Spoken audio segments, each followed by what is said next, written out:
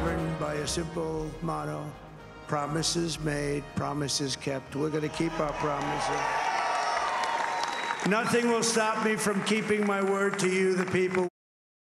While you were sleeping, former President Donald Trump was elected for a second term. 14 hours since polls closed, we're still watching results come in. Thank you so much for joining us for KARE 11 News at noon on this post-election day. We're covering all the latest national and local races. And of course, we've got your biggest election headlines from our area. Yeah, that's right. We're breaking down the numbers in our Senate and district races. We're also sitting down with Chief Political Reporter John Croman to talk about the new balance of power and the immediate effects we're seeing on the stock market. And a lot of developing stories to keep an eye on. But first, let's get a look at our weather here at home. Well, I think a lot of folks are still dealing with the foggy conditions, especially earlier this morning. Now, we have seen visibility beginning to improve. Just keep in mind all these numbers right here. These are in miles, so you can see around Carver, around Eden Prairie, New Prague to some extent. We are seeing some slightly reduced visibility. But again, these numbers have been improving over the last couple of hours. And now that the sun is up, heating the ground up a little bit, we should watch that fog gradually evaporate as we head deeper into the afternoon. We should see at least some sunshine today, but don't expect to see a clear blue sky, at least until we get into Thursday and Friday. Those are the brighter days of the work week. You can see at least a hint of a skyline right there. This is from our Golden Valley sky camera facing off towards the east. You can see Minneapolis in the background, and again, visibility should be gradually improving over the next couple of hours with a mixture of clouds and sunshine. Temperatures pretty seasonal for this time of year. Most of us will be just shy of 50 for a high temperature today, and it looks like sunnier days are ahead. Again, as we wrap up the work week, we're tracking a slow-moving weather system that's going to give us some rain opportunities later Saturday into Sunday, but it doesn't look like a whole lot. We'll have your full forecast coming up in a few minutes. Alexis. Ben, thank you. Overnight, the Associated Press called Donald Trump the projected winner in the race for president. Let's take a look at where the votes landed in our area. Minnesota went to Vice President Kamala Harris with nearly 99% of votes counted. Harris took 51% of the vote. Former President Trump came away with 47%. Now, Wisconsin, a key state in this election, went to President Trump as he took the lead. It was a neck-and-neck battle throughout the night, with 97% of the votes reporting Trump won with 50%. Harris got 49%, and that's a difference of less than 30,000 votes. Now, here's what Trump had to say as the votes were being counted. In all of American history, they've never seen it. Young and old, men and women, rural and urban. And we had them all helping us tonight. When you think, I mean, I was looking at it, I was watching it. They had some great analysis of the people that voted for us. Nobody's ever seen anything like that. They came from all quarters: union, non-union, African American, Hispanic American, Asian American, Arab American, Muslim American. We had everybody, and it was beautiful. It was. And minutes ago, NBC announced Vice President Kamala Harris is expected to make an address at 3 this afternoon. NBC also reports she's expected to call President-elect Trump and concede. A White House official says President Biden will call Trump as well, and we'll bring all of that to you as it happens. Now, let's look at the balance of power in Congress. At this point, 52 Senate seats have gone to the GOP. Republicans flipped Democratic-held seats in West Virginia, Ohio, and Montana to capture the majority.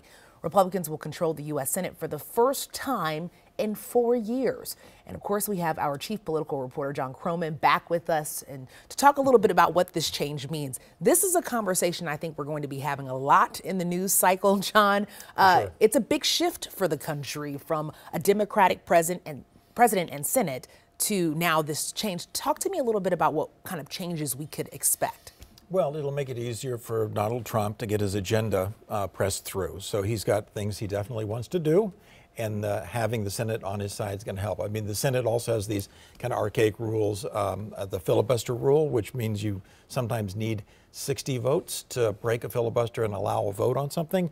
So in those cases, the Democrats will still have some power to block things because their votes would be needed to break a filibuster. But definitely when it comes down to just simple majority, things that can pass to the simple majority, Trump will have a much better chance of getting things passed that he agrees with. I mean, the House is kind of still out there right now. I don't think we have a definitive answer yet on the makeup of the U.S. House. Right now, we're sitting at 201 Republicans and 182 Democrats. You know, what are we expecting for the rest of those seats? I don't know. I mean, those are a lot of those are going to depend on recounts. So, but if you assume that the House also goes ahead and stays Republican, then you could just have things just fast tracked through changes that he wants on, you know, the immigration front, on business regulations, his plan to invoke tariffs against China and other countries that import a lot of goods here or export a lot of goods to the U.S. Those tariffs will probably be paid by the American companies or the transglobal companies that are based in America that are the ones bringing the products in. So that would have all the experts say that would have an effect on inflation, that would make prices go up. So it just really depends on whether he will try to do the tariffs unilaterally or whether Congress will kind of be a guardrail against him and say, let's slow down a little bit, let's think about this. So would we call this a generational shift? I mean, these are some pretty big changes. Yeah, I mean, we've had times before of single party control in Washington, and we've also had mostly, though, divided control. So I'm not sure if it's a generational shift. I think it's just kind of a surprise, especially the Democrats, who kind of felt they had some momentum and that they were kind of like kind of putting Trump in the past and putting the MAGA movement in the past, and clearly they have not. I mean, this is causing a lot of very big conversations happening in homes, but also, you know, in all the places that we do community. We talk about community a lot on this show, and so I'm eager to have very pointed discussions, smart conversations about what we need to look forward to and keep an eye on. So, John, thank you so much for helping us do that. Of course, you're always welcome.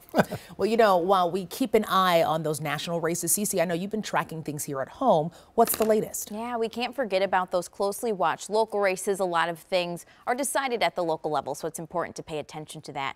First up, incumbent Democratic Senator Amy Klobuchar will serve a 4th term. The Associated Press called the race just before 11 last night. She defeated her Republican challenger, ex-NBA player Royce White, with 56% of the vote. Now, one of the most watched and competitive races in Minnesota this year was the 2nd Congressional District, incumbent Angie Craig defeating Republican challenger Joe Tayeb with about 56% of the vote. She addressed her supporters a few hours ago after her win. Tremendous gratitude to the people of the 2nd District for recognizing the work that I've done on their behalf and recognizing that I'm there to serve them. So just a lot of gratitude this evening. We got a lot of issues we need to solve, and I'm ready to get to work, whoever's in Washington with me.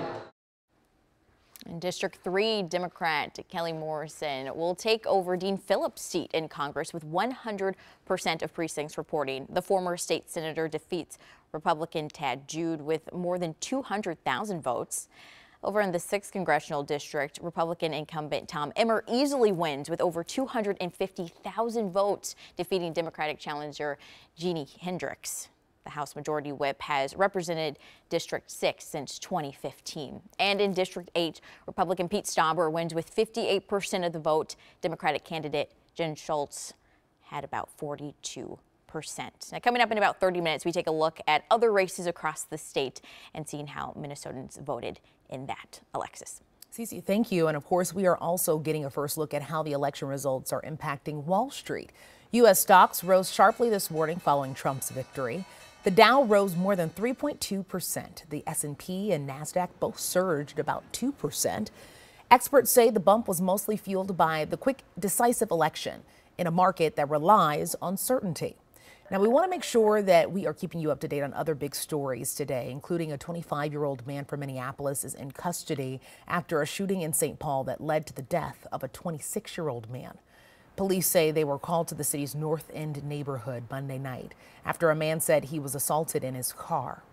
He told police he shot the alleged attacker, who then drove off and crashed 2 miles away. The alleged attacker died at the scene. Police say the person who shot him was arrested and is being held on suspicion of second-degree murder. Well, just around dinner time, there will be a community discussion to talk about the future of George Floyd Square. It's focusing on postponing reconstruction, prioritizing community healing and housing, and the family's plans for a permanent memorial. That'll be at Calvary Lutheran Church in Minneapolis at 6 p.m.